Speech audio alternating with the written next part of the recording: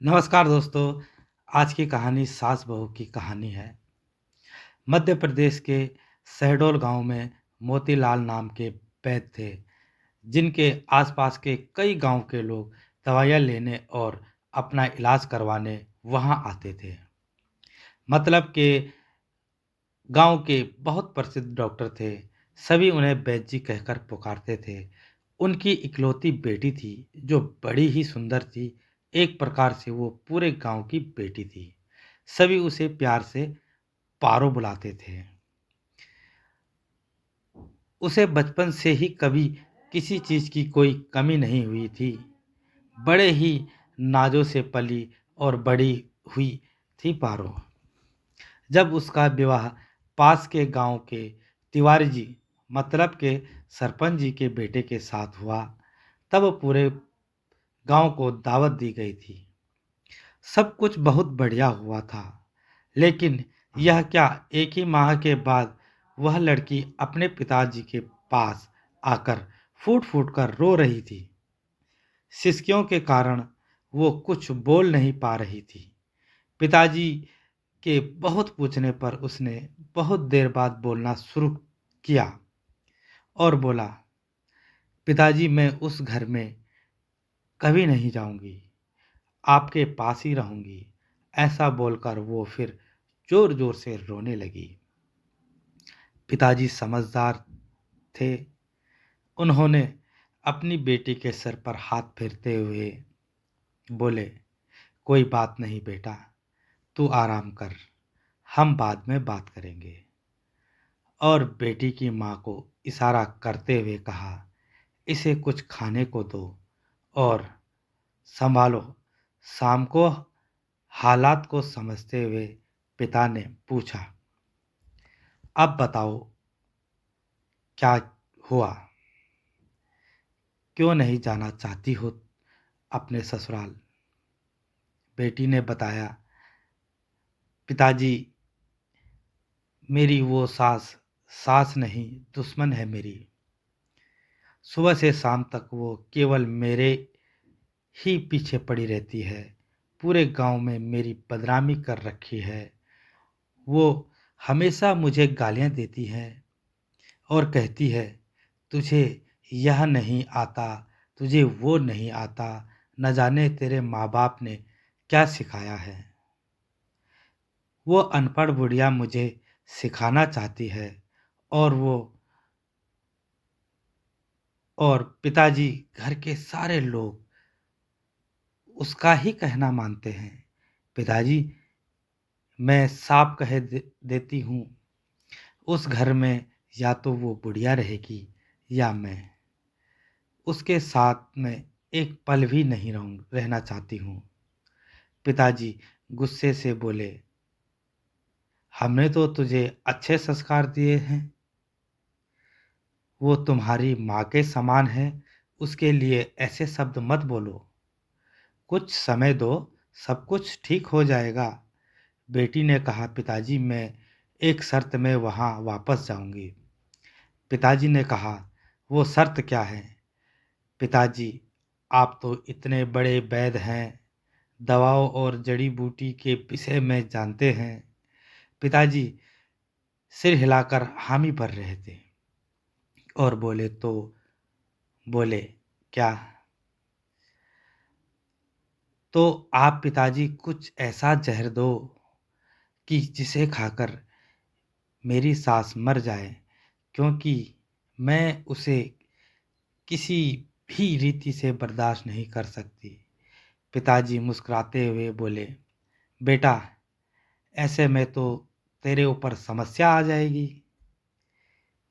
उसके मरते ही पुलिस तुझे जेल भेज देगी।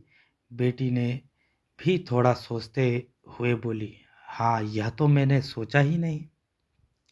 पिताजी ने कहा, ठीक है, मैं तुझे ऐसी दवा दूंगा कि उसे रोज एक पुड़िया खाने में मिलाकर दे देना। लगभग 2 माह में कोई भी इसे थोड़ा थोड़ा खाकर मर सकता है। इस पर कोई तुझ पर संदेह भी नहीं करेगा और तेरा काम भी हो जाएगा।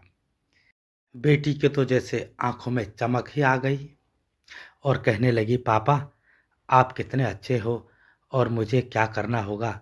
पिताजी ने कहा, और देख किसी को शक संदेह न हो इसलिए तुझे उनसे लड़ना नहीं, बड़े प्यार से रहना होगा। वो जो भी कहें उसे मान लेना, क्योंकि वो 2 ही महीने की मेहमान होंगी। बेटी ने सारी बातें खुशी खुशी मान ली और अपने पिताजी से 2 महीने के हिसाब से 60 धीमे जहर की पुड़िया लेकर अपने ससुराल लौटी और अब प्लानिंग के हिसाब से रोज सासू माँ के खाने में एक पुड़िया मिलाकर देना शुरू की और बड़े प्यार से घर में रहने लगी। अब सासू यदि गाली देती तो भी बहू को कोई असर नहीं होता, वो बहुत प्यार से जवाब देती।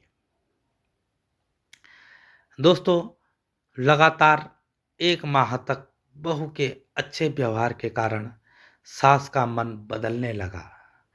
अब वह बहू को गाली बकना बंद कर दी और उसे बिना बात के चिल्लाना भी कम कर दी। बहू को भी लगने लगा, अब तो कुछ ही दिन की मेहमान है मेरी सासू माँ, इसलिए उनकी और सेवा कर देती हूँ। इसलिए वह रात को सासू के पैर भी दबाने लगी और सिर पर तेल भी लगा देती थी। अब तो सासू माँ सारे गांव में कहते नहीं थकती कि बहू हो तो मेरी बहू जैसी, और वह अपनी बहू को अपनी बेटी से भी बढ़कर प्यार करने लगी। उसे घर का सारा अधिकार और जेवर और सब कुछ सौंपने लगी। यह सब देखकर बहू के आंखों में आंसू आ गए और वह अपनी सास को अपनी माँ के जैसे प्यार करने लगी। और तभी उसके मन में एक डर समाने लगा और वह उसी दिन अपने गांव मायके आई और अपने पिताजी से लिपट कर रोने लगी और कहने लगी, पिताजी आप कुछ भी करो लेकिन मेरी माँ को बचा लो। पिताजी ने कहा, माँ को, वो तो ठीक है, सो रही है। बेटी ने कहा, अरे मैं सासू माँ के विषय में बोल रही हूँ। पिताजी ने कहा, क्यों, क्या हुआ उनको। बेटी ने याद दिलाया, अरे पापा आपने जो जहर दिया था उसे खिलाते हुए 1 माह से ज़्यादा हो गया है, 15 दिन बाद वो मर जाएगी। मुझसे बहुत बड़ा गुनाह हो गया, मैं अब उन्हें मारना नहीं चाहती। आप कुछ भी कीजिए और उस जहर का तोड़ दीजिए, कुछ ऐसी दवा दीजिए ताकि उस जहर का असर खत्म हो जाए। वो रोए जा रही थी और पिताजी जोर जोर से हंस रहे थे। बेटी को कुछ समझ नहीं आया, पिताजी हंस क्यों रहे हैं। तब पिताजी ने कहा, बेटा चिंता मत करो, उन्हें कुछ नहीं होगा। मैं जानता था तेरा दिल बहुत अच्छा है, तू किसी को मार नहीं सकती। मैंने जो पुड़िया तुझे दी थी वो तो काला नमक और जीरे का पाउडर था जो स्वास्थ्य के लिए लाभदायक है। और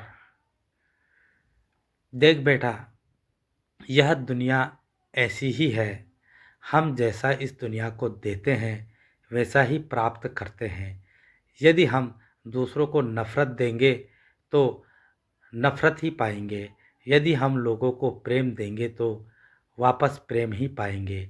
बेटी चुपचाप खड़ी खड़ी आश्चर्य से अपने पापा की बुद्धिमानी भरी बातें सुन रही थी और आंसू बहा रही थी। ये आंसू खुशी के थे। दोस्तों, यह कहानी से क्या सीख मिली आपको? यदि कहानी आपको पसंद आई हो तो कमेंट करें और कहानी को लाइक करें और चैनल को सब्सक्राइब करें। बेल आइकन ज़रूर दबाएं ताकि आपको अगली कहानी का नोटिफिकेशन मिलता रहे। मिलते हैं दोस्तों नेक्स्ट कहानी में, तब तक के लिए दोस्तों बाय बाय, जय हिंद।